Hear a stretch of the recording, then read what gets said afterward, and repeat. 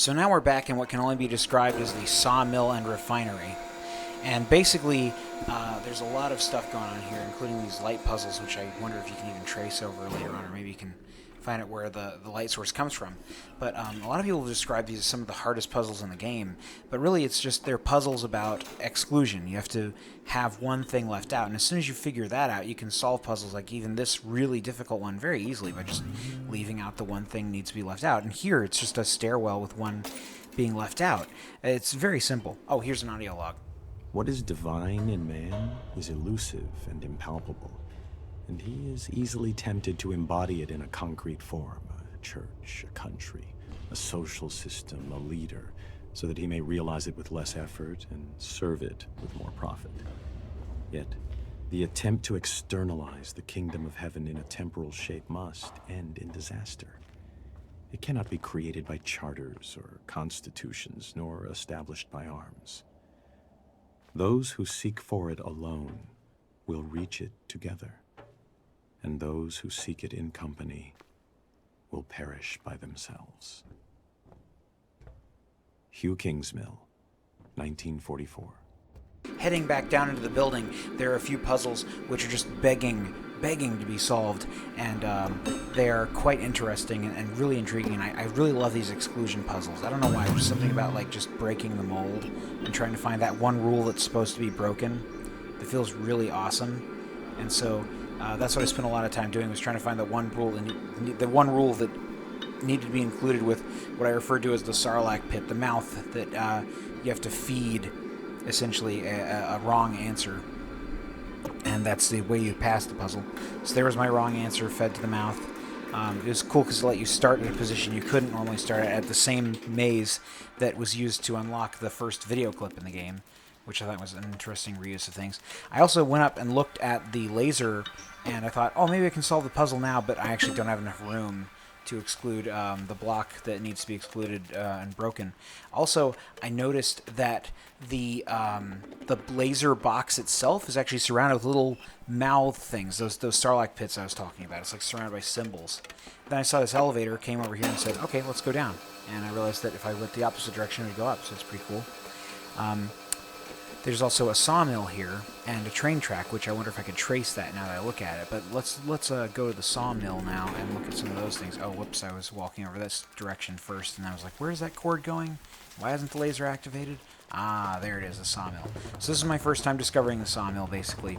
And I couldn't get up there because I didn't know the way up, so I just started solving the puzzles from way back here. And it was actually pretty rewarding. I had a lot of fun.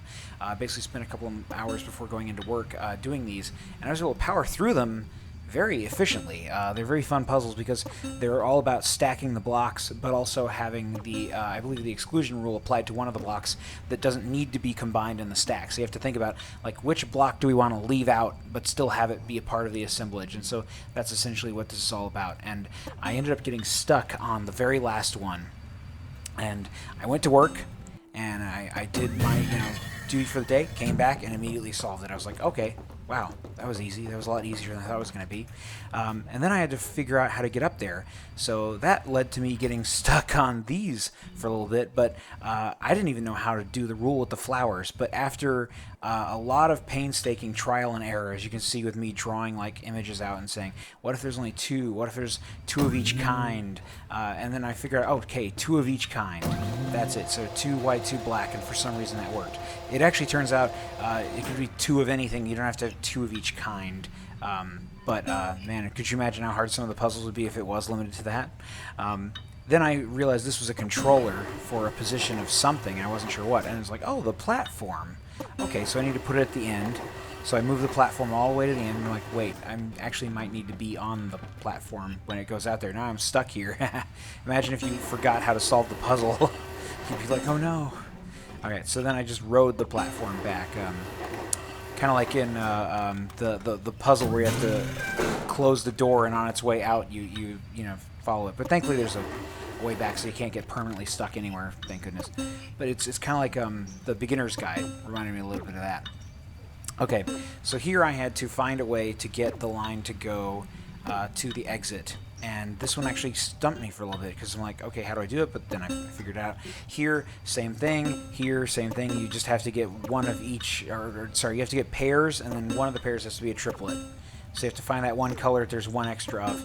Here, I had to actually match the mouths to a corresponding color, which was something I've never encountered before, and since I have not yet re-encountered it. I don't know why, but I've never re-encountered that. Even on these puzzles, that's the only puzzle where there's two mouths of different colors. It's very strange that that's the only places that should happen. It's funny, too, here, because I actually had the solution. I was like, wait, that can't be right, but it was right. But anyway, so yeah, a lot of these were just, not trial and error, but, just figuring out how to get two of each in the group, and it was all very logical, and it wasn't confusing at all, and I had a good time solving these puzzles. I especially love the stacking ones. I used to hate them because I didn't understand them, but now that I understand them, I love them, which is very hard to describe other than what I just said. I think that was actually a perfect way to describe how I feel about those stacking puzzles now. So good job to Jonathan Blow on making a very fun puzzle that I thoroughly enjoy a lot, which is the stacking puzzle. Very good stuff. Okay, so this controls a robotic arm thing with what looks like a grapple on it to pick up a log. If anybody knows what that's for, please leave a comment, because I haven't got a clue. I think maybe I knock over a log and then drag it in here, and then I saw up the log for a purpose, but I don't know how to even begin doing that. So if you know, by all means, please leave a comment, because I'm totally lost on that. Anyway, just trying to solve these here. There was a lot of me just going into MS Paint, so that's when the video still freezes. It's me drawing out in MS Paint how the block should stack, and then looking back at the thing and saying, okay, this is how it should go, this is how it should go. I'm heavily editing these for time, because I realize one of the most boring things about watching somebody play The Witness is watching them struggle with a puzzle. So here I'm showing the struggle and what it means to me, and why it's meaningful to me, I think, a little bit, but I'm also trying to narrate over that to explain why the struggle was the way it was. Anyway, so now that everything was solved, I could get back up, but it was like, okay, even that in itself is like a line puzzle. You have to find this awkward path to get to the top. And see, you can see now the detail of those little starlight pit things on the laser. And yeah, here's the laser sped up. I like how it moves when it's at 4 times speed like this. It's very, reminds me of like a Team Fortress 2 turret or something. It's pretty cool. I still love the painterly look of the outside of that thing. So anyway, moving on, I then went back to the temple, and I started looking around for just random things that I could draw on, because I remember seeing a lot of things here that reminded me of that, and the very first thing I found was this curve. So boom, got the curve, and then after that, I explored around in this direction to try to figure out what those lights actually do, and I think it has something to do with the obsidian tower things, whatever these are. I don't know what these are exactly, but see, the puzzle I solved is on there. And then once I solve this puzzle, it also appears on the shards. So there's obviously a connection. And yeah, there's a lot of things you can draw on, which is really interesting and rewarding. And there's a lot to do and a lot to see in this game that is beyond just solving all the puzzle boards. So I guess 100%ing the game would require quite a bit of exploration, which I intend to do, but not all at once. It's going to be a long journey over time. I'm just going to, just when I'm feeling up to playing a video game, we'll just pick this up. And oh, here's an audio log. I maintain that the cosmic religious feeling is the strongest and noblest motive for scientific research. Only those who realize the immense efforts and, above all, the devotion without which pioneer work in theoretical science cannot be achieved are able to grasp the strength of the emotion out of which alone such work, remote as it is from the immediate realities of life, can issue.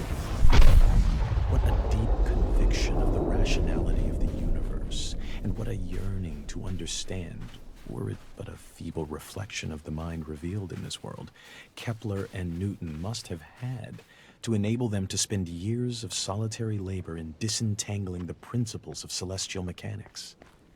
Those whose acquaintance with scientific research is derived chiefly from its practical results easily develop a completely false notion of the mentality of the men who, surrounded by a skeptical world, have shown the way to kindred spirits scattered wide through the world and through the centuries. Only one who has devoted his life to similar ends can have a vivid realization of what has inspired these men and given them the strength to remain true to their purpose in spite of countless failures.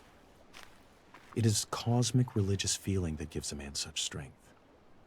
A contemporary has said, not unjustly, that in this materialistic age of ours, the serious scientific workers are the only profoundly religious people. Albert Einstein. I won't lie. After listening to the cosmic religious feeling quote from Einstein, I got super pumped, and that's when I solved that really hard door puzzle. That's what committed me to spending 2 hours solving the door puzzle. And then after that, I just sort of explored around and found these doors, and I'm like, these look hard, because you have to draw through every single point on them, just like that hard door puzzle, but without the subtraction part added in. So I had a little bit of a time with these as well. But really, it wasn't anywhere near as consuming as that door. My God, that door is legendary now to me in my mind, just because of how much time I spent. These I just drew in MS Paint. I'm like, okay, yeah, that's the solution. Easy peasy. But I guess at the end of the day, having gone through all these and done all these and learned the techniques of them, I feel confident enough that I could just freely wander around this island, and I feel like I could solve everything. I've already got all the keys, on the keychain needed to unlock all the doors. It's all knowledge based, and I've learned everything there is to know. And yet, still, I run into things like this section where I'm like, okay, I've unlocked that door, but now there's a lower door, so there's stuff I have to unlearn or stuff I have yet to know. The glass is transparent, the wine transparent. The two are similar, the affair confused. There seems to be wine and no glass, or glass and no wine. Sahib bin Abad, circa 990.